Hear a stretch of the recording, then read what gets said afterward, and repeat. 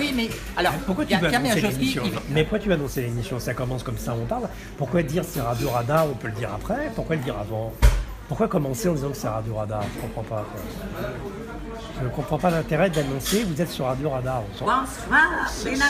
Mais ouais, on parle, c'est une réunion, on parle. Moi, je te disais que j'avais envoyé à Gazette Debout ma demande, je demande des parrainages au maire. Et je dis que si je suis élu, moi, président de la République, je ne ferai rien. Mais rien du tout. Hein. Je ne prendrai aucune décision parce que je suis pour la stagnation active. Et tu me réponds des trucs du genre, oui, mais tu t'infiles dans le système. Ah non, tu me dis, tu feras comme homme politique, tu feras rien. Je dis, oui, mais moi, je suis honnête. Et tu m'as répondu un truc assez beau par rapport à ça, les infortunes de la vertu. C'est pas l'honnêteté qui fait quelque chose, quoi.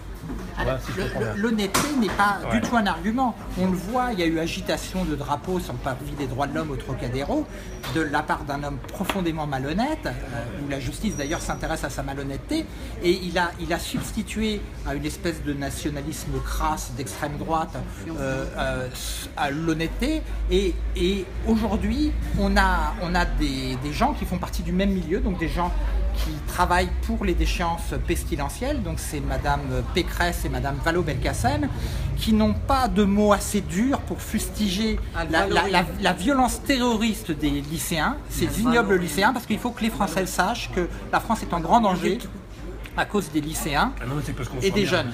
Non. S'ils ne s'emmerdaient pas, il faut autre chose. C'est parce que là, l'éducation nationale a une grande responsabilité. Justement, moi, président de la République, c'est ça que je vais commencer à expliquer. L'éducation nationale marche très très bien. C'est un centre de formation. Par le blocus, c'est un centre de formation où les gens apprennent à faire des choses en collectif. Et je pense que le MEDEF devrait subventionner les blocus. Les gens s'organisent pour faire des choses ensemble. Bref, ils font une entreprise. C'est ça qui est beau. Et c'est parce qu'ils s'ennuient profondément qu'ils font des blocus. Tu vois, l'ennemi du lycée, c'est pas l'arabe ou le palestinien ou je sais pas quoi, c'est l'ennui. C'est parce que les gens s'ennuient profondément. Mais tu crois, c'est comme avec l'honnêteté. Tu crois que l'éducation nationale est là pour te rendre autonome, alors qu'en fin de compte, l'éducation nationale, elle est là pour t'apprendre à rester le cul sur une chaise pendant 8 heures, à ne prendre aucune initiative, à n'avoir aucune imagination, et donc à ne pas faire de politique. Parce que la politique, jusqu'à présent, telle qu'elle est présentée, ça consiste à te dire, ne t'occupe pas de tes affaires. Ah oui, mais là, c'est fini cette époque. Alors ne crois pas ça. Parce que maintenant, dans le monde des entreprises, ils veulent que les gens prennent des initiatives.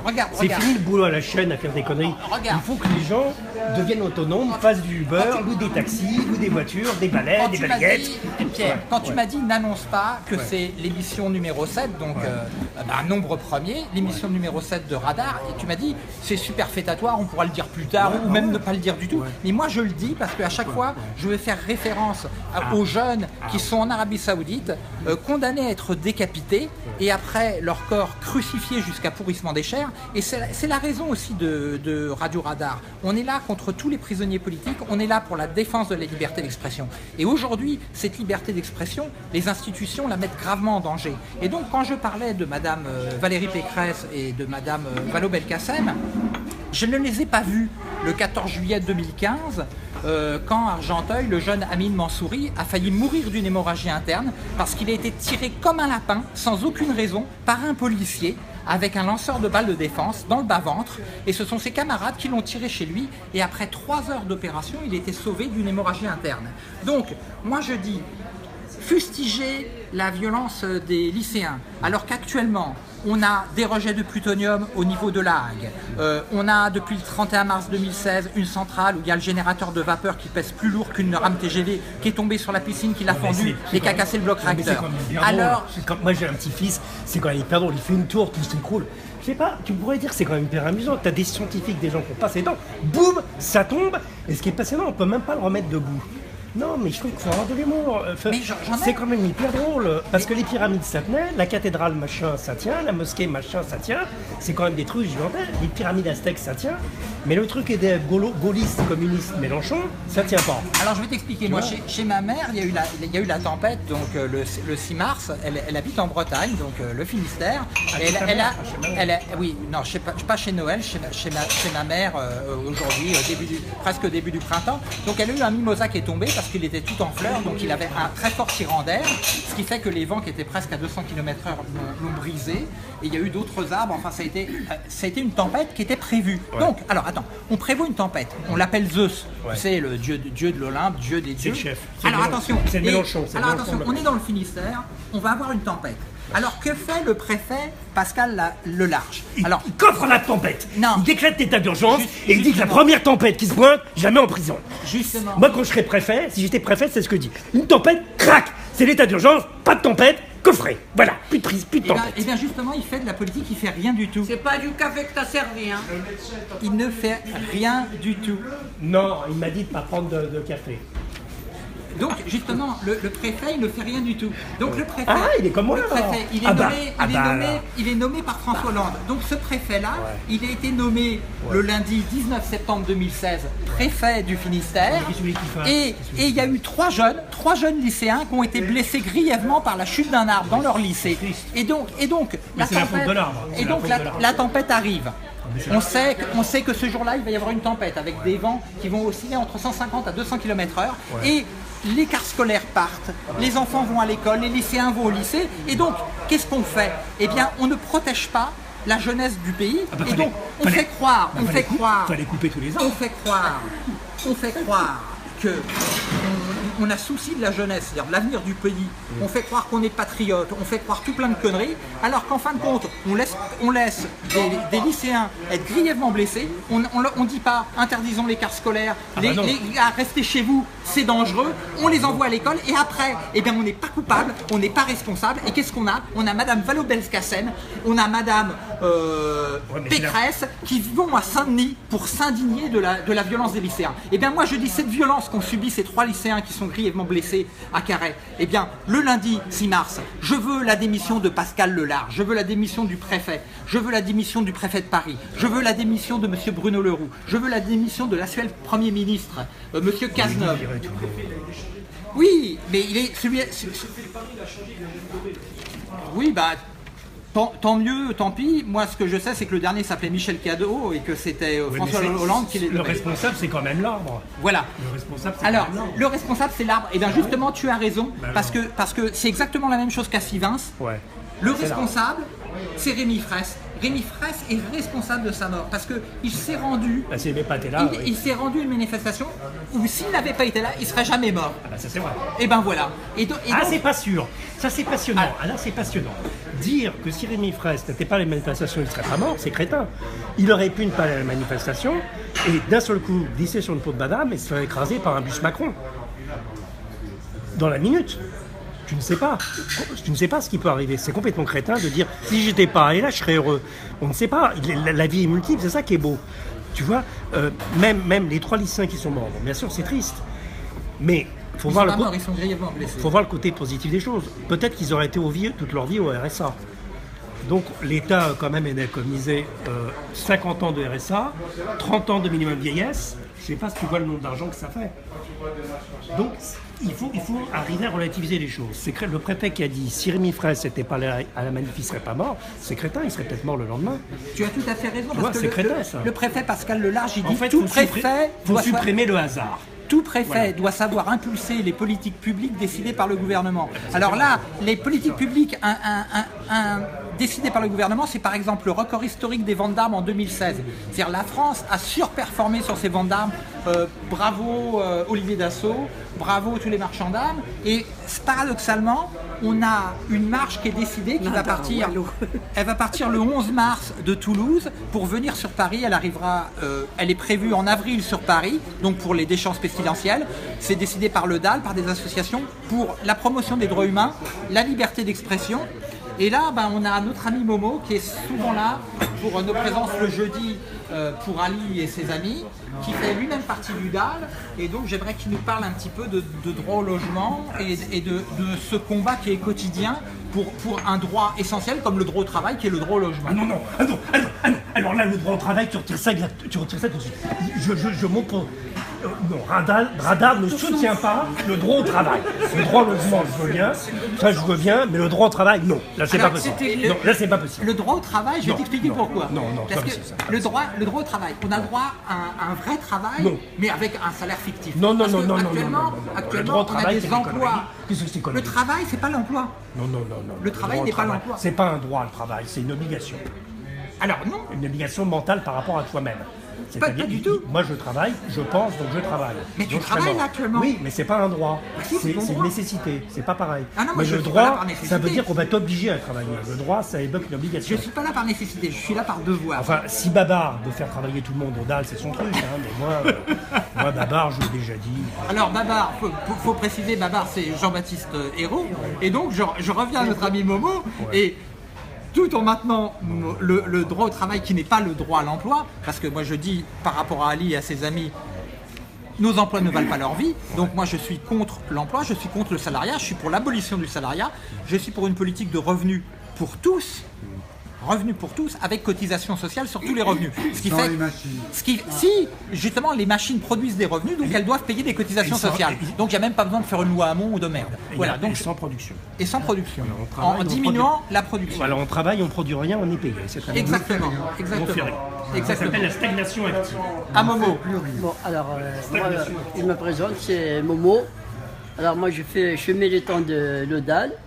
J'étais à Déron, il m'a choisi militant de l'ODAL. Si vous me permettez, je retourne jusqu'au mois d'avril 2015. On a fait le campement à la place de la République. On a commencé le 30 mars, on a fini le 26 avril. Donc on est parti le 26 avril, on est revenu le 30 juillet 2016 jusqu'au 9 novembre 2016. On a fait le campement. Donc c'est des familles, il y a des enfants de l'âge de 2 ans, 3 ans, 4 ans. Qui sont à la rue. Ils sont à la rue, voilà. Donc il y a des gens qui sont menacés de quitter les lieux. Mais malheureusement, il y a certaines familles qui ont un peu de retard de loyer. Et il y a des autres, le bailleur, il veut le vendre à l'appartement. Donc les gens, les familles qui se trouvent à la rue. D'accord. Donc je suis revenu au mois de juillet 2015. Il y avait une dame qui était avec nous au campement. Il y avait le matin, à 6 h du matin, il y avait un surveillant, un huissier et 2 policiers. Ils ont arrivé à domicile, ils ont démonté la porte. Au moment que son fils, il a l'âge de 17 ans, qu'il a appelé sa maman sur la place de la République, on a été le soutien. On arrive sur place, heureusement la personne, elle a vu le tableau favorable. Donc qu'est-ce qu'ils ont fait la police et les huissiers qui s'excusaient, ils ne savent pas. Donc ils ont mis la porte comme il est. Mais par contre, entre-temps, ils ont démonté la porte. Et qu'est-ce que tu penses du fait qu'actuellement, je crois sur Paris, il y a plus de 100 000 logements vacants. On parle de crise de logement et en Paris intramuros, il y a plus de 100 000 logements vacants. Qu'est-ce que tu en penses? Là déjà, on parle de la crise de logement. Je reviens au mois de septembre 2015, à Saint-Denis, il y avait une tour, on l'appelle la tour Caram, il y a 14 étages vides. 14 étages 14 étages vides. Donc, qu'est-ce qu'on fait? On est parti le matin, on a fait action. On est rentré à la tour. Donc, il y avait à peu près une cinquantaine de familles qui étaient logées. Donc, pendant un an. D'accord. Là, entre-temps encore, le 7 janvier dernier, on a fait action à l'hôpital Dieu. Il y a des chambres vides. Là, il y avait 60 familles, les SDF qui sont là. Bon, ils nous les a promis, il sera là jusqu'au 31 mars. À partir du 31 mars, ces gens-là qui seront à l'hôtel. Mais j'espère qu'ils auront leur promesse. Qu'est-ce que tu penses de cette inique trêve hivernale? Est-ce qu'il ne faudrait pas instituer une loi qui dirait, voilà, il est illégal de mettre à la rue des femmes et des enfants? Il n'est pas question de date en mars ou en avril. Qu'est-ce que tu en penses, toi? Voilà, d'ailleurs, c'est pour ça que à la réunion, plusieurs fois qu'on a fait la réunion pour ça, on a posé la question. On avait la réunion même plusieurs fois qu'à la mairie de la maire de 4e arrondissement. On était reçus un peu partout. C'est des promesses, c'est des promesses. Des promesses. Alors, cette loi de réquisition, plus de 100 000 logements vides, Paris intramuros, il y a une loi soi-disant de réquisition, donc théoriquement, les outils législatifs sont là. Pourquoi est-ce qu'il n'y a rien de fait? Est-ce que c'est comme Pierre le dit, on ne fait Non, rien? parce que c'est l'avenir de ne rien faire. Surtout, ne faisons rien. Et les choses apparaîtront. C'est-à-dire, si les gens commencent à prendre des initiatives, à se réunir sur les places, à occuper les logements vides, c'est très intéressant. Et il ne faut surtout pas qu'il y ait des gens derrière qui commencent à dire on va organiser, on va faire les choses, parce qu'ils vont casser tout le mouvement. C'est pour ça qu'il faut absolument soutenir Nuit debout, parce qu'en ce moment, ça devient un truc où il n'y a plus du tout de direction. Ils font n'importe quoi. Et c'est ça qui est passionnant. Quand c'était organisé avec des mots d'ordre, c'était pas intéressant. Mais il faut rien faire. Parce que si tu ne fais rien, il va y avoir plein d'initiatives. Il faut rien organiser. Tu vois. Même la radio, je me demande s'il faut l'organiser. Mais tu crois qu'elle est organisée, franchement? Je me demande s'il ne faudrait pas décréter. Est-ce que vous avez une carte de visite? Ah oui, mais merci, oui, c'est Non. moi. Non, on n'a pas de carte de visite, mais tu vas sur Facebook, Radio Radio je crois- Radar, Ouais. Radio Anarchiste. Tu tapes Radio Anarchiste sur Facebook et tu tombes dessus. Et moi, Tous les jeudis, Voilà. 20h30 à 21h30. Et sinon, tu demandes à la police, ils ont tout. C'est qui la police? Je connais pas. Ça existe encore la police? Non, la police, non, mais tu leur dis, voilà. Par rapport aux réfugiés, c'est-à-dire au fait de rien faire, toi qui fais sans arrêt, qui avec des amis s'occupe de donner à manger à ceux qui ont faim, d'essayer de trouver des logements à ceux qui sont à la rue, c'est sûr que tu vas avoir une autre position, même si la position de Pierre est une position provocatrice. Est-ce que tu peux nous parler de ça, des vrais combats actuels, de ce qui se passe à la chapelle, de comment, soi-disant, on s'occupe des femmes et des enfants et comment des gens mineurs, au contraire, sont criminalisés, sont à la rue. Est-ce que tu peux nous en parler à cela? Bon, écoute, là, donc, c'est surtout par rapport à la grande institution, la Croix-Rouge. Mais c'est ce qu'il y avait à Il l'origine. nous est arrivé d'accompagner des mineurs, aussi bien au centre le centre de... Pour moi, je l'appelle le centre de la honte, hein, c'est pas le centre humanitaire. Donc il nous arrive d'accompagner des mineurs. Et devant nous, ils font semblant de les accepter, voire même de les placer une nuitée à l'hôtel. Puis une fois qu'on tourne le dos et tout, ils reviennent à la chapelle, ou voire même, ils sont chassés, quoi. Et il y a un autre sujet. C'est des réfugiés qui sont dans un lieu qui s'appelle Mency, et qui s'appelle Champcueil. Ils sont à peu près 120 voire 150 personnes, et donc ils sont ils sont mal nourris, mal installés. Pour pouvoir rentrer à son hébergement. Et le dernier bus, il est vers le coup de 7h30, 19h30 le soir. Et si jamais ils ratent ce bus, ils ont que leurs pieds pour rentrer, quoi. Donc, ce que je reproche aux grandes associations, il faut qu'on soit l'union. Mais ce n'est pas le cas, c'est la division. Et je rebondis sur le truc là, par rapport à ce qu'il a dit Momo là tout à l'heure, par rapport à l'occupation du DAL. Et quand on a su qu'il y avait une occupation à l'Hôtel Dieu, on a été, puisque tu dis qu'il y avait des chambres de vide, Oui. d'accord? On a été pour négocier avec Jean-Baptiste, et on leur a dit pourquoi vous prenez pas quelques réfugiés. C'était silence radio. Il faut qu'on soit l'union. Pour le droit au logement, il faut que ce soit l'union. Et pour l'humain, citoyen ou pas citoyen, il faut qu'on soit l'humain, il faut qu'on soit l'union.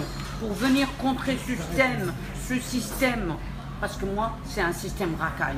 Oui. Donc, pour venir le contrer, il faut qu'on soit la division. Donc, le droit à la réquisition, oui, allons tout go.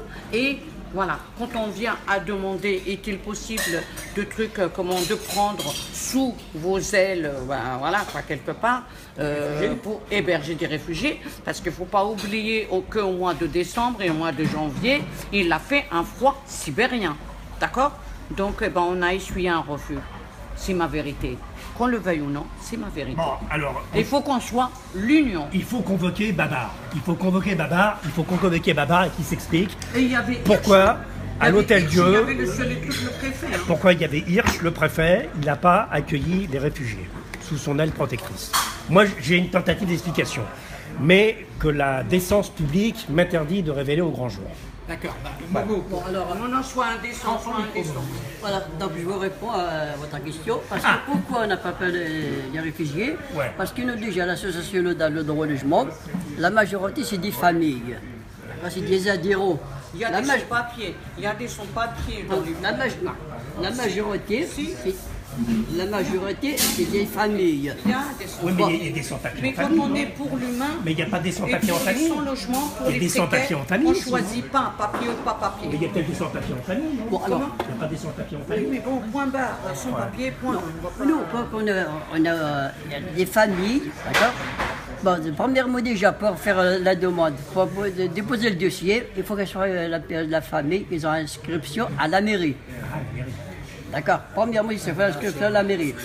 Ça, c'est pour être dans les rangs. Mais deuxièmement, il y a autre chose. Nous, Laissez parler Ceux le qui sont au pouvoir, c'est des hors la Laissez loi. parler le Hors DAL. les lois. c'est revenu. Laissez parler le DAL. Donc, on revient de réfugiés. En 2015, on était là. Mais il y a des fois, grâce à nous, grâce à l'association Le DAL, qui sont encore d'ailleurs, parce qu'il y a plusieurs fois le matin. Il y a des CRS qui viennent pour débarrasser des réfugiés ici. Mais quand le DAL ils sont sur place, ils ont laissé dans ce cas-là. Bon, que je reviens à l'équipement de Dieu, il y a les familles, il y a les SDF. Il n'y a pas que les familles. Là, le 26 février, et le 26 février, on a fait la chambre de commerce. On est rentré en faction. On est rentré de 14h jusqu'à 22h. Il y a des familles, il y a des SDF. D'accord, il y a des SDF avec nous. Mais c'est quoi une... Excuse-moi, mais SDF c'est quoi une famille? C'est quoi une famille? Est-ce que c'est un enfant, des parents? Et est-ce qu'on prend les animaux aussi? Est-ce qu'ils font partie de la famille? Et est-ce que si c'est une femme qui a des enfants, est-ce que c'est une famille? Et puis si c'est des concubins, c'est quoi une famille? Est-ce qu'on met les oncles et les tantes aussi? C'est intéressant les oncles et les tantes. Parce qu'il y a des pays où l'oncle et la tante c'est plus important que le papa et la maman, je crois. Mais ça je suis pas trop au courant. Alors nous, qu'est-ce qu'on appelle des familles? Donc le papa et la maman et les enfants. Et des fois il y a des familles nombreuses, jusqu'à 9 enfants, à 8 enfants. Il y en a un qui habitait à Saint-Denis. Moi je ne dirais pas son nom, il avait 8 enfants. 8 enfants? Ah oui. Et les 8 enfants, Moi j'en ai 14.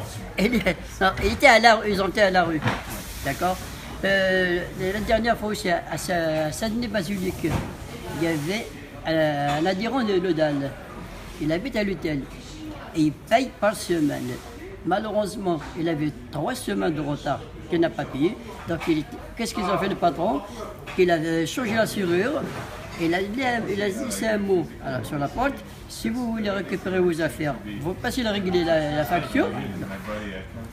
Nous, qu'est-ce qu'on fait, le DAL? Qu'est-ce qu'il fait? Plus les familles et les SDF. Mais si on n'est pas une famille, on peut pas être avec le DAL. Non. On est sans famille. C'est-à-dire, nous, le DAL, qu'est-ce qu'il fait? Le petit Non. singe, quoi. C'est-à-dire, le DAL, qu'est-ce qu'il Le fait? singe, ça fait allusion à un livre. Le DAL, C'est sans famille Hector Malot. Le- Je crois pas que je te l'ai dit. le DAL, qu'est-ce qu'il fait le DAL? Le DAL, qu'est-ce qu'il fait le DAL? Le DAL, il ne ferme pas la porte si on arrive à la permanence. Donc, si on est au 29 avenue de Rollin, dans le 2e arrondissement. Avenue Le Dru-Rollin. De Rollin, 29 avenue le Rollin dans le 19e. dans le 12e. Le métro qui est de la Rapée au Gardillon. Et là, il ne ferme pas la porte. Il ne ferme pas la porte. Si des fois. Public confondu. Pardon? Tout public Tout confondu. public confondu. Par contre, si. Parce que l'immeuble de Saint-Ouen, il y avait 2 tours. Quand vous avez squatté l'immeuble de Saint-Ouen, il y avait 2 tours. Il y avait des sans-papiers, il y avait des réfugiés, il y avait de tout. Oui. Il n'y avait pas d'ascenseur par contre. Hein. Un peu de sens. Et vous, attendez, et vous mettez à l'abri dehors? À l'abri, il faisait froid. Quand on monte, je ne sais pas combien d'étages. Mais bon, bref, on va pas. Non, il ne faut pas. Mais, non, de mon camp, attendez, de mon camp, Il y pas de la. avait des sans-papiers, il y avait Il y avait, oui, il y avait ça. Il y avait de tout. Bah, si mon père me dit, revient qu'en 2015, au mois d'août 2015, on était là, Mais excuse-moi, mais quand on loge les familles du DAL ensemble, est-ce que la famille doit rester avec la famille? Ou est-ce que c'est défendu de convoiter le mari de sa voisine? Ou la femme de son voisin? Enfin, un truc comme ça, quoi. Je sais plus, j'ai un peu perdu le fil. La vie, c'est un peu compliqué. Mais est-ce qu'on doit rester en famille quand on est hébergé par le DAL? Oui. C'est obligatoire. Ben, Et si on divorce, est-ce qu'on se fait virer? Non, Non, attends, c'est une bonne question. Non, vous avez raison. Vous avez raison. Parce qu'on a fait une réunion comme ça. Ah. Si des fois il y avait un Il y a une réunion, couple. parce que c'est non comme ça, j'aimerais bien venir là. Si des fois il y a un couple qui ont fait une demande pour un logement, Ouais. malheureusement, dans un an, dans quelques mois, ils ont divorcé. Ah, Donc il faut obliger la personne qui est restée là, c'est obligé qu'il revienne voir le DAL, qui s'est déclaré pas encore qu'il y avait le divorce. mais là ils se font virer alors, non? Non, ça ne sera pas viré. Non, il ne sera pas viré. Il faut de logement. Il faut des logements. Mais est-ce que le DAL n'organise pas des familles? Est-ce qu'il ne met pas des gens ensemble pour faire une famille de force? Non. C'est pas possible. Non. On ne peut pas y aller tout seul et dire Non. papa, il dit, bah tiens, Non. je te donne une femme, crac, Non. comme ça, Non, tout en non, famille, et quand je non. prends 3-4 enfants Non. en plus, comme ça c'est une famille. Non, c'est pas possible. Non, moi, On peut pas et on peut pas échanger un enfant contre un chat ou comme Non, pas encore. Non. Bobo, je te remercie, mais moi, effectivement. Non, c'est hyper intéressant. Mais C'est hyper intéressant. le DAL en tant Ça me rappelle des kibbutz, mais à l'époque héroïque. Mais le DAL en tant qu'institution, parce que c'est devenu une institution cette association droit au logement, elle est obligée de montrer profil bas et patte blanche vis-à-vis des institutions comme la police, la préfecture et les politiques. Et c'est pour ça effectivement que le bas blesse par rapport à nos amis réfugiés, qui comme les lycéens sont... Les lycéens, ils sont pas en famille quand ils sont très jeunes. sont les excréments de la société, il faut bien le dire. C'est-à-dire qu'aujourd'hui, on est dans un État où l'avenir de l'État, c'est-à-dire sa jeunesse, est décrite dans les médias comme étant source de problèmes, source de violence. Ah, c'est vrai que les jeunes ont toujours fait chier les vieux. Voilà. C'est Et donc, pas un scoop. on est dans une espèce de gérontocratie plutocratique, avec une nouvelle aristocratie, c'est-à-dire l'aristocratie des industriels qui cooptent des pairs, qui se cooptent entre eux. Donc quand Pécresse et Vallaud-Belkacem ont cet avis sur les lycéens, en fin de compte, elles rejoignent Mélenchon, elles rejoignent Macron, elles rejoignent Fillon, c'est-à-dire ces mafias, ces mafias officielles qui estiment qu'il y a une violence légitime. Et donc moi, cette violence légitime, cette violence légale, c'est celle, moi en tant que non-violent, que je veux affronter, et c'est pour ça que je me sens proche d'Asna.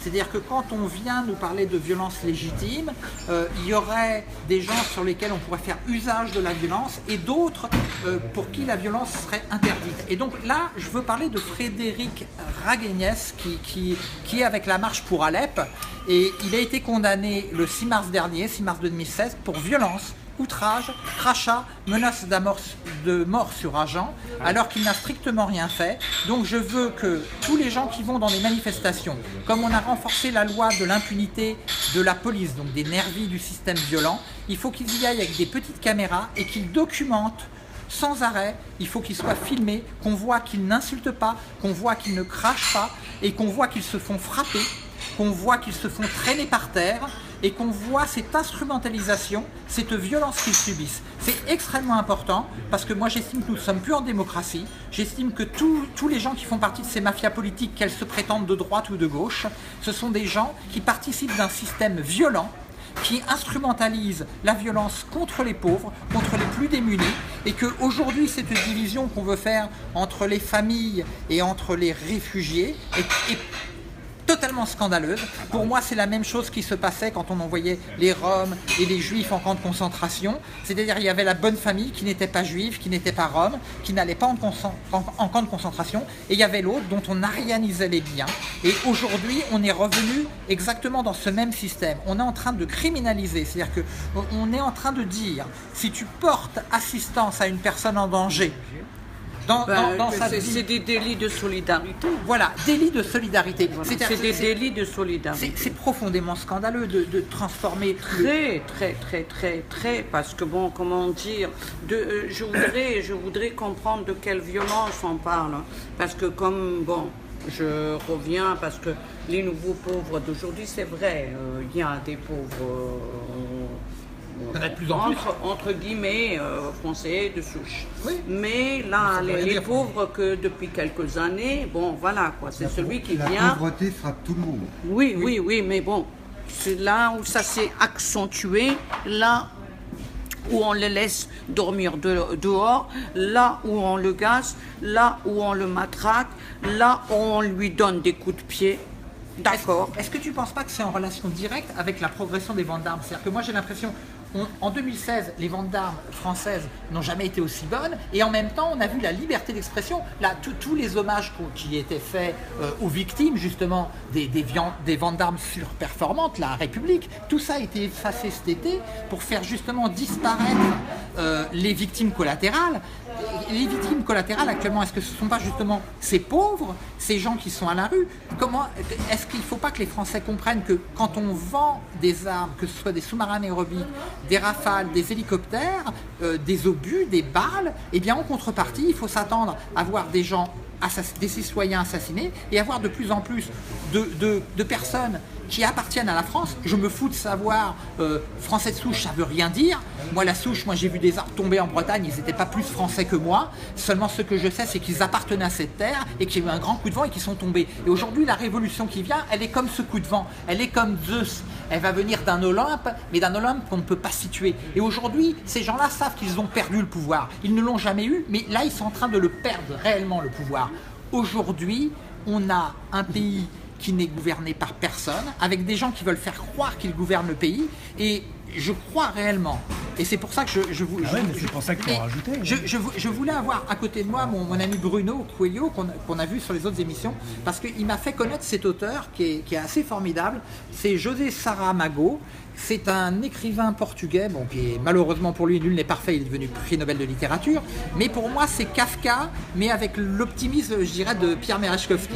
C'est-à-dire qu'il a bien compris que l'ennemi, ce ne sont pas des hommes, l'ennemi c'est l'État, l'ennemi ce sont les institutions, l'ennemi ce sont toutes ces fausses croyances, c'est-à-dire les hommes qui se reposent et qui se disent la police me protège, l'État est ma garantie.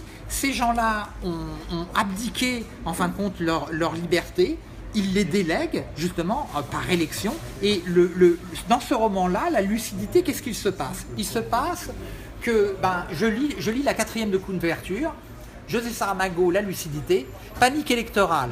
À l'heure du dépouillement, 83% des électeurs ont voté blanc. Le chaos s'installe, donc le fameux chaos, créateur, optimiste. Le chaos s'installe, le gouvernement crie à la conspiration et déclare l'état de siège. Donc aujourd'hui on est en état d'urgence. Le pouvoir se lance dans une chasse aux sorcières et la presse se déchaîne contre les coupables désignés.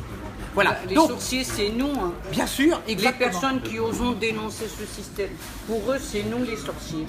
Donc on est dans une chasse aux sorcières. Tout à fait, Et toi tout à tu fait. estimes que tu es une sorcière.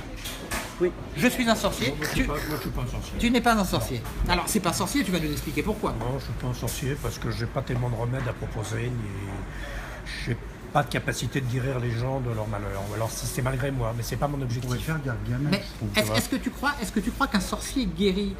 Un sorcier c'est normalement, ce qu'il dit, non, il lance des sorts. C'est-à-dire que le sorcier, Oui. c'est le terroriste. C'est-à-dire que moi, quand je dis nous sommes des sorciers, nous sommes des terroristes. Moi, je ne prétends pas non plus soigner. Par contre, je ne prétends ne pas faire de mal. C'est ce que je disais la dernière fois par rapport à Pierre Dac. Il vaut mieux être bon à Oui, rien mais que mauvais à leurs tout. À leurs yeux, on leur fait mal puisqu'on dénonce. Ben, bien à sûr. leurs yeux. Donc Et on on ne leur fait que fait commencer. mal. Et puis bon, pour eux, un sorcier, il va jeter des sorts, il jette des sorts et tout. Et puis Il est automatiquement, maléfique. quand on te jette des sorts, c'est maléfique. C'est C'est pas beau. Eh bien, Voilà. Donc, eux, ils le prennent comme ça. bien sûr. Mais nous, bon, Et donc, on sait où elle est notre et donc place. hein. nous sommes sorciers, et eux, ce sont des apprentis sorciers. Parce que qu'est-ce qu'on constate? On constate que... Ouais, mais c'est qui eux quand même tu vois, Alors, c'est ça le eux, problème. ce sont C'est des hommes. Alors, À chaque fois on tourne autour de cette alors, je vais question. t'expliquer. C'est des hommes pourris. Électricité de France, qui par exemple, EDF. EDF n'a aucune liberté. C'est-à-dire, EDF, on lui a imposé les graphiques gaz, après on lui a imposé d'autres types de réacteurs. EDF, ce qu'on lui demande, c'est de vendre du courant et de fournir du plutonium pour fabriquer des armes. Donc, aujourd'hui, les gens qui proposent des programmes dits communs, ce qu'ils oublient, c'est que le programme du Conseil national de résistance en 1945, eh bien, il a conduit à quoi? Il a conduit en parallèle en 1945 à la création du CEA. Et donc aujourd'hui, ce qu'il faut faire, c'est conserver le programme national de résistance sans le CEA, C'est-à-dire qu'il faut mettre fin au commissariat à l'énergie atomique qui est devenu commissariat aux énergies atomiques et aux énergies alternatives grâce à Nicolas Sarkozy en 2007. Donc, combattre le nucléaire, combattre tout ce qui nous a imposé et qui est extrêmement mortifère, parce qu'aujourd'hui, il y a énormément de Français qui meurent de maladies radio-induites, cancer ou autres, qui sont liés directement à l'agrochimie et au nucléaire.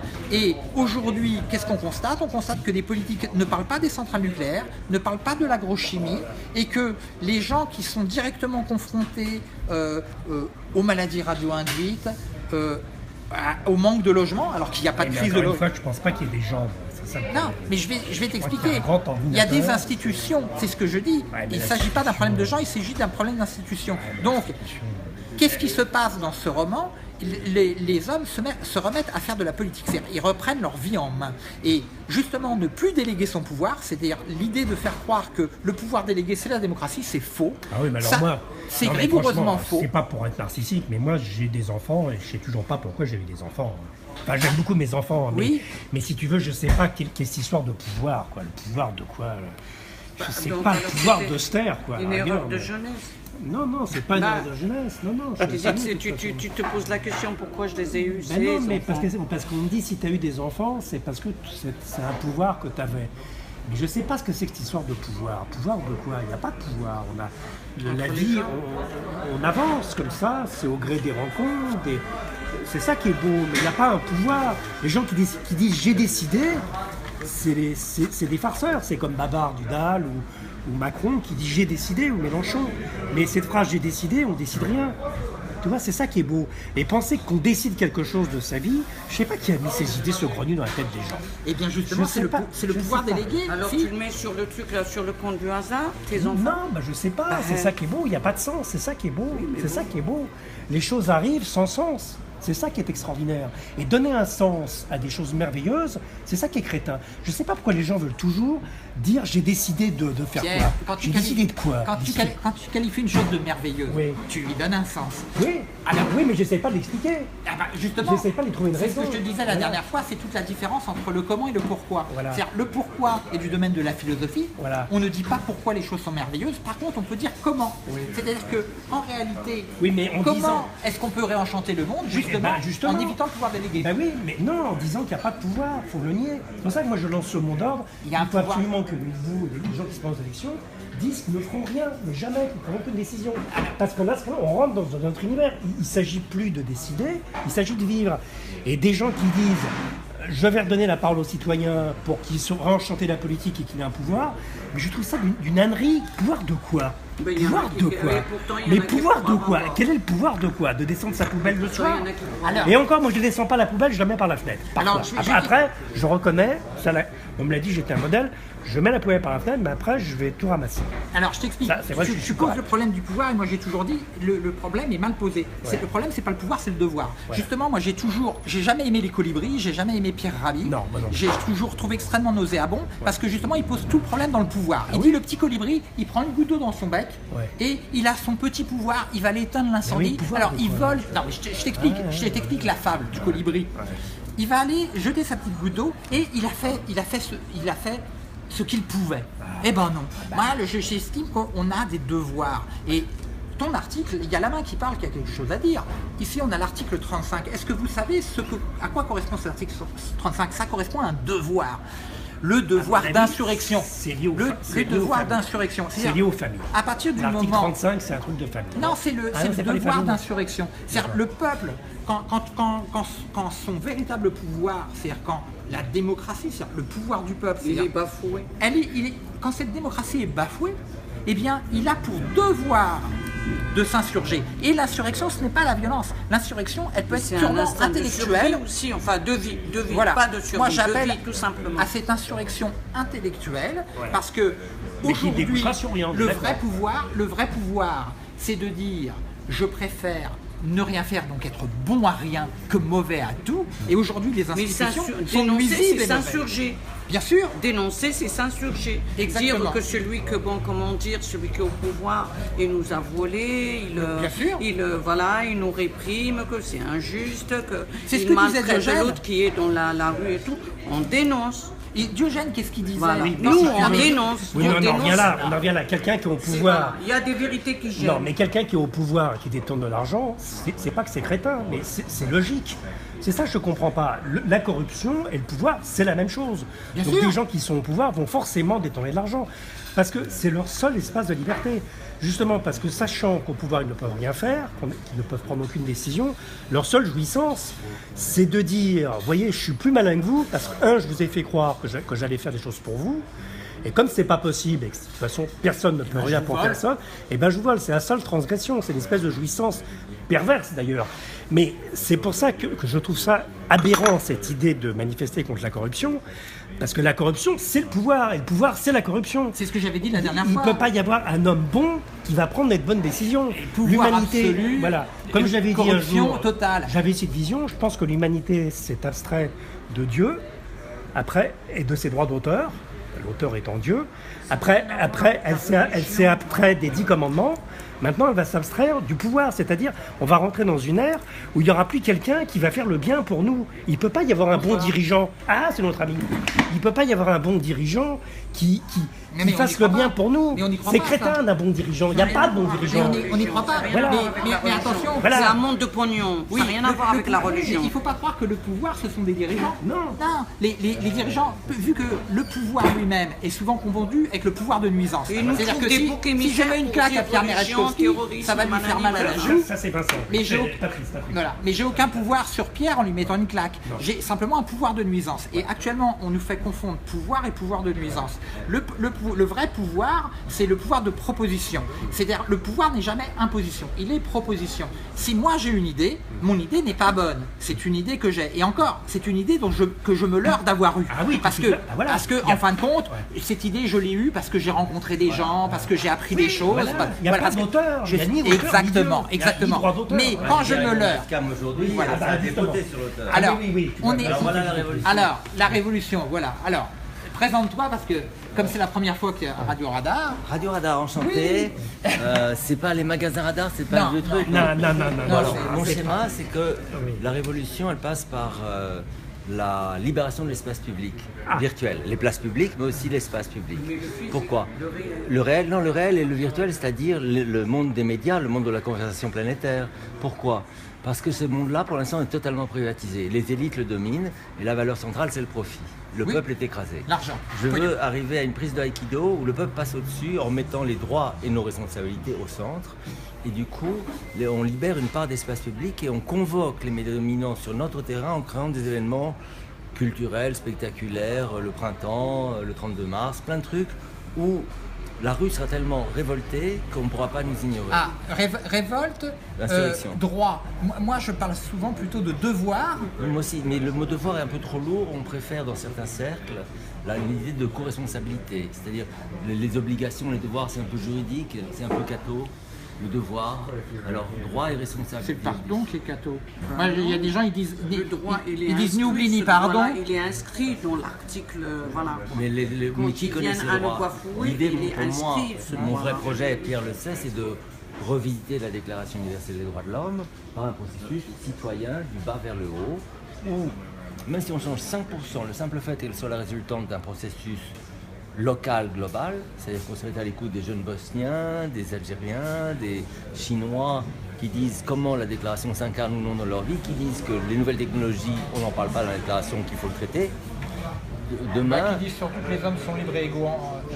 Ils sont ni libres et égaux, ni en droit, ni en rien du tout. Voilà. On est tous différents. Ouais. Et le but d'une organisation humaine, c'est de faire en sorte que ces différences ne deviennent pas des privilèges. Et donc pour moi... je terminerai mon schéma Oui, tout à l'heure. Hein. d'accord. C'est-à-dire que la réalité, c'est que si on vient substituer à l'État un autre État, on va être dans un mauvais État. C'est-à-dire que quelle est l'alternative à l'État? Ça, c'est intéressant. Là, on touche au nœud du problème. Parce que actuellement, les gens qui se leurrent du pouvoir, réellement, qui a le pouvoir? Ce sont à la limite certaines personnes qui ont des jetons de présence au sein des conseils d'administration des transnationales. Pourquoi? Parce que ces transnationales ont ont des chiffres d'affaires supérieurs au produit intérieur brut de la majorité des nations. C'est les produits dérivés qui ont la valeur, pas la valeur du travail, ni la valeur de exactement. Oui, mais c'est un pouvoir qui marche en roue libre. C'est un pouvoir confisqué. Mais oui, tu peux pas prendre des décisions. Quand on fait une centrale nucléaire, on peut plus l'arrêter. C'est comme un char d'assaut. C'est des choses qui marchent tout seul. On peut pas les arrêter. Ça peut s'arrêter. Mais tu bombardes. Mais ça peut s'arrêter. On prend conscience de deux choses. Non, on peut pas. D'une part que ce ça pouvoir-là... va s'arrêter, mais pas par le fait du pouvoir. Ça va s'arrêter parce que le vivant sera plus fort. Il n'y a pas un homme qui peut prendre la décision d'arrêter. Rétroaction naturelle. Mais il n'y a pas un sauveur suprême qui Non, il n'y a pas. En anglais, on dit même Adèle, que j'aime beaucoup, vous aimez tous Adèle, mais Adèle n'est pas une sauveuse suprême. Elle est morte, Adèle. Bon, par contre, l'autre, je l'aime pas trop. Là. Il y en a une que j'aime pas beaucoup, Sophie, là, elle n'est pas très sympa. C'est qui Sophie? Sophie, c'est le contraire d'Adèle. Elle dit qu'elle va prendre le pouvoir et qu'elle va faire des choses bien. C'est pour ça que Sophie, elle n'est pas dans un bon truc. Oui, on va parler. Est-ce que tu la connais? Est-ce que tu l'as fréquentée? Un petit peu. Un petit peu, bah écoute, parce que je trouve qu'Adèle, elle est quand même mieux connaître le personnage, je crois qu'il faut... Non, moi j'aime mieux Adèle, parce que Adèle, elle n'est pas dans une idée qu'elle va apporter des choses à l'humanité. Alors que Sophie, elle dit, voilà ce qu'on va faire. Ah, t'es d'accord? Tu t'aimes bien Sophie? Ça va me libérer la main. Non, t'aimes bien Sophie? Non, mais Sophie... Je sais pas qui c'est. Ah si, tu sais qui c'est. Tu sais qui c'est Adèle. Tu sais qui c'est Adèle? Oui. Bon, mais Sophie, c'est le contraire d'Adèle. Elle est comme Adèle, sauf qu'elle n'est pas Adèle.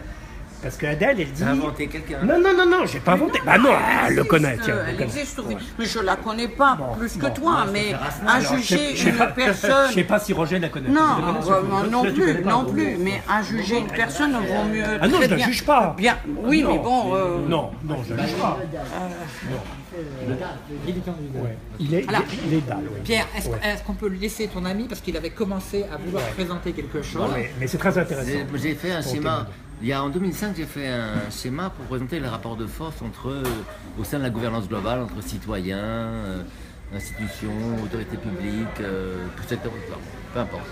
Là, l'idée c'est en 3 temps. Aujourd'hui, on est à une étape où c'est le profit qui domine, l'ultralibéralisme, et qui a imposé cette idée que l'histoire était finie, c'est faux.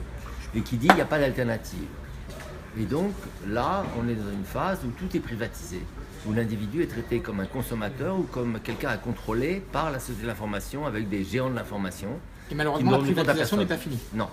Mais le réveil citoyen qui s'opère depuis Alep, depuis Théo, en France et dans le monde, Trump, c'est salutaire finalement, parce que les gens prennent conscience, c'est salutaire provisoirement, si ça va à un changement.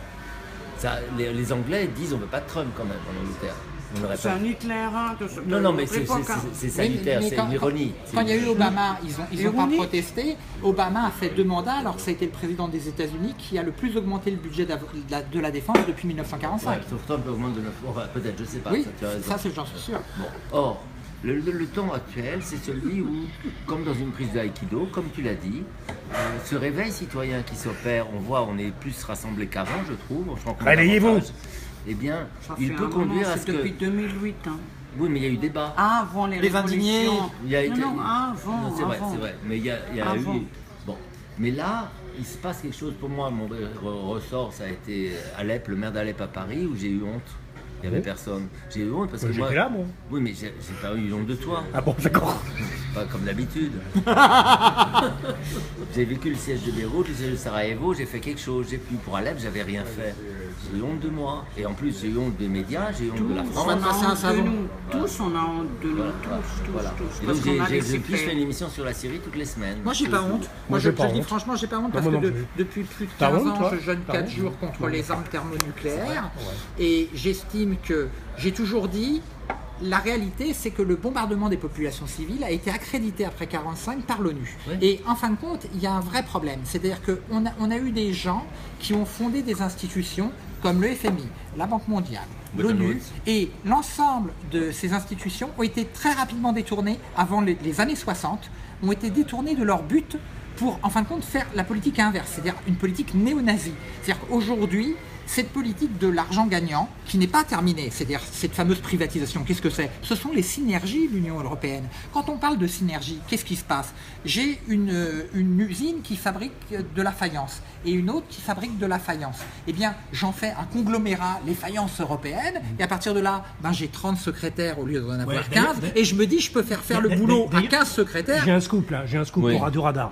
Je peux témoigner toi aussi que par exemple Arte avait fait pareil en la présence de Garel, le patron, qui voulait qu'il n'y ait qu'une chaîne culturelle et fédérer tous les petits cultureux pour faire plein de culturel. Tu peux témoigner là-dessus peut-être, non? Sinon on parle d'Adèle. Sinon on peut parler d'Adèle. Garel a Adèle rime, mais en l'occurrence, Garel a été aussi une ouverture vers des récits atypiques. Donc la structure narrative, les traitements, c'était une autre ouverture sur le monde que les chaînes françaises n'offraient pas, à part un vieux fils de maréchal français qui s'appelait Franchet d'Espérès sur France 3, qui était l'homme le plus bienveillant que j'ai connu dans l'audiovisuel. Mais il y avait que Jean-Christophe Averti, non?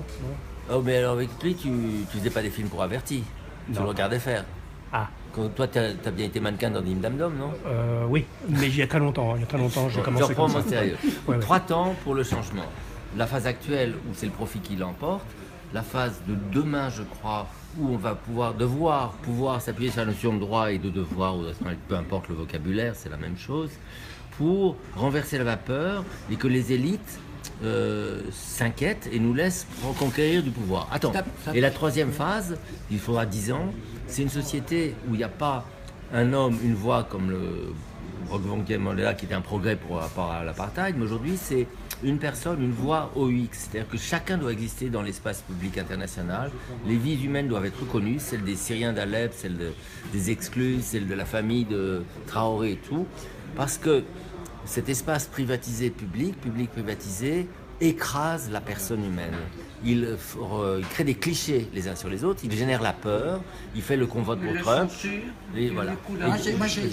D'où l'espoir de la carte. Quelque chose qui me fait mal dans ce que tu as dit, c'est les élites. Moi, je n'attends rien des élites parce que j'estime qu'il n'y a pas d'élite. C'est-à-dire que moi, ça fait très longtemps que je suis sorti du monde du surhomme et du monde du sous-homme.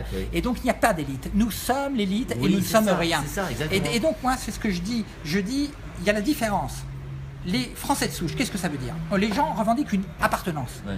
Posséder. Non, il y a des abrutis. C'est comme dans la chanson de Brassens, ces imbéciles heureux qui sont nés quelque part.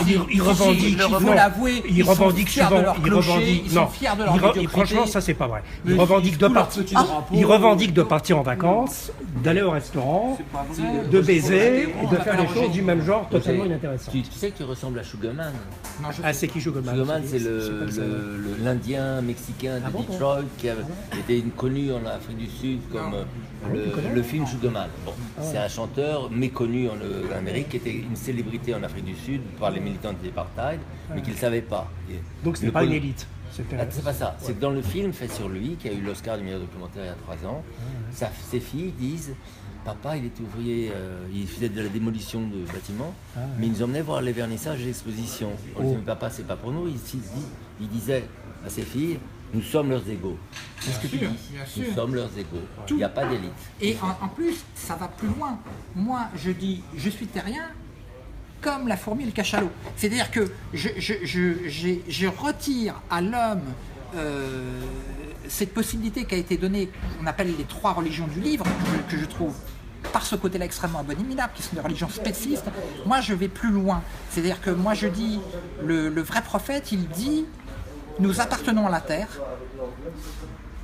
En tant que tel, je me sens terrien, comme une fourmi, comme un cachalot. Je n'ai pas à aménager la terre en fonction des besoins de mon espèce. C'est-à-dire que déjà, je retire à l'homme le droit de nommer les choses et de se les approprier, le droit de manger la vache, de manger le mouton, de tuer ce qui l'entoure, de posséder, de couper l'arbre, d'en faire de la pâte à papier. Je dis qu'on doit arriver au droit.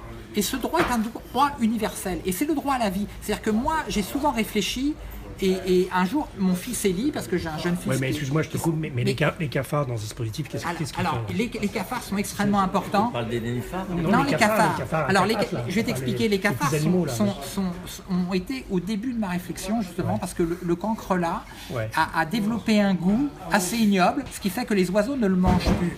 Et oui, bien sûr, parce qu'il est très mauvais au niveau du goût. Et il est essentiel. C'est un décomposeur. C'est-à-dire du temps où il y avait beaucoup de particules par million de CO2, c'est-à-dire au Carbonifère, le cafard était maître du monde. C'est-à-dire que sans lui, toutes ces matières organiques n'auraient pas pu être recyclées. Et quand je dis je suis terrien et qu'il faut retirer ce spécisme, parce que moi je vois quand je constate les insoumis, c'est l'humain d'abord, non. Moi, je suis désolé. Moi c'est des cafards d'abord. Moi je suis en rejoint là-dessus. D'ailleurs, ils vont résister aux radiations en plus. C'est le vivant d'abord. J'ai lu dans le Parisien, les cafards résisteront aux radiations. Et c'est pour ça que j'ai réagi aux élites. Oui. Ah oui, c'est que quand mon fils Élie, il était très jeune, il m'a dit papa, pourquoi les nazis ont tué les juifs? Et je l'ai regardé et je lui ai dit Élie, est-ce que tu crois vraiment que ce sont les nazis qui ont tué les juifs? Déjà, tu es dans l'erreur. Les nazis n'ont pas tué les juifs. Les nazis ont tué les roms, les nazis ont tué les homosexuels, les nazis ont tué les communistes. Donc pas les juifs. Et ils ont tué aussi les juifs en masse. Et en plus je lui ai dit, c'est pas les nazis. Ce sont des hommes qui ont tué d'autres hommes. Et en fin de compte, Pol Pot... ça, je sais pas. Alors, Moi, je crois que ce qui a tué les nazis, c'est le Zyklon B et la technologie. Alors, franchement, c'est le coupable, c'est le Zyklon B. Alors, le Zyklon B, justement, pour parler de Bayer et parler justement du conglomérat chimique qui a été démantelé. C'est la technologie. Non, qui a été démantelé et qui se reconstitue parce qu'en ce moment, Bayer fait un accord avec Monsanto et Monsanto est responsable du programme nucléaire américain. Toutes ces multinationales, il faut bien voir que Coca-Cola était le fournisseur aussi officiel des armées alliées. Par contre, à travers sa marque, à travers sa marque Fanta, il était le fournisseur officiel de l'armée allemande en Afrique. C'est pour ça qu'en Afrique, tu as plein de pancartes Fanta et pas beaucoup de pancartes Coca-Cola. Il faut que les gens comprennent. Hugo Boss faisait les uniformes des soldats SS. Est-ce que les gens doivent comprendre? Bien sûr qu'il faut qu'ils comprennent. Parce que comprendre, ça veut dire prendre avec soi. Et on quitte l'appartenance, on quitte la possession pour dire j'appartiens. Et c'est pour ça que moi, le patriotisme... Là, sûrement, moi, je peux pas appartenir à quelqu'un. Non, tu appartiens pas à quelqu'un. Non, moi, ça m'angoisse. Non. Alors moi, si on me dit, Mireille, je t'appartiens à ça, non, moi, ça m'angoisse. Tu es intéressant, Mireille. D'ailleurs, la psychologue, elle me l'a dit. Moi, dès que j'appartiens à un truc, j'ai une bouffée d'angoisse. Merejkovski, vous êtes un terrien. Oui. Que vous le vouliez ou non. Mais un terrien angoissé. Un terrien angoissé, mais c'est extrêmement angoissant que de se retrouver sur une petite planète au milieu d'un univers immense et de voir que les puissances d'argent refusent que l'on mette des télescopes par interférométrie sur les points de Lagrange qui nous permettraient en moins de 20 ans de voir qu'à moins de 50 unités astronomiques autour de nous, il y a une infinité de mondes avec de la vie. Et aujourd'hui, les gens qui se leurrent d'un pouvoir qu'ils n'ont pas, les gens qui nous utilisent, qui nous exproprient, qui nous éliminent, qui nous volent, eh bien, les gens qui participent à des systèmes, les gens qui se font complices. Mais là, je te répète, malheureusement, je crois que c'est très difficile de ne pas être complice. Que crois-tu qu'est la bête et l'abomination? Souvent, dans les écrits anciens, on te parle d'une bête qui vient, qui dévore l'humanité. Oui, mais c'est une grave erreur. Ah non. C'est une projection de notre mental. On est tous la bête. Mais exactement. Mais sauf que tu n'es plus la bête quand tu acceptes de ne plus être son complice. Et je me demande même plus même si l'univers n'est pas une projection de notre mental. Moi, je suis en train de te parler, ou je parle à Asna, mais en fait, je ne vous parle pas. C'est moi qui invente tout ça. Non. Tu vois, même le dalle, je suis pas sûr que ça existe. Je peux te le dire que tu ne peux pas avoir inventé tout ça parce que tout ça est au-delà de ton imagination. Mais oui, justement. Le réel est au-delà de l'imagination. Oui, c'est une projection de mon mental. Tout est une projection de mon mental. Ce qui prouve justement que le réel n'est pas projection du mental. Parce que le réel dépasse tout ce que tu peux imaginer. C'est ça qu'aujourd'hui, on veut cacher aux gens. C'est que la vie, c'est le troisième infini. C'est l'infiniment complexe, tel que l'a décrit Pierre Teilhard de Chardin. Et à partir de là, tout ce qu'on peut dégoiser, même à travers et surtout à travers notre imagination, est en dessous de ce qui est réel. Donc on est d'accord. Donc quand on parle de pouvoir, c'est une vision sur le moment. Ça dépend du point de vue qu'on est, dans lequel on est. Le pouvoir existe, mais il est indéfini, il est indépendant des êtres. Et parfois, les êtres peuvent se retrouver syntonisés sur le pouvoir, mais c'est purement anecdotique, stochastique. Et à un moment, oui, ce qu'on appelle un prophète, ou ce qu'on appelle un grand thaumaturge, Mahomet ou Jésus-Christ, c'est stochastique, mais le hasard fait partie d'un ordre que nous ne pouvons pas comprendre. C'est ce qu'on dit souvent quand on dit les voies de Dieu sont impénétrables. C'est pas du tout parce qu'on ne peut pas violer Dieu, c'est que tout simplement, justement, Dieu a fait en sorte que même sa parole, tu ne peux pas l'accaparer. Oui, mais même Dieu, je sais pas. Je sais pas ce qu'on pense à cela, mais je sais pas ce que vient faire Dieu là-dedans. Parce que, quand même, Dieu, non, je vois pas. C'est parce que tu y crois pas, lui il croit, moi je crois. Ah, toi tu crois en Dieu? C'est nouveau ça. ça. Ceux qui croient.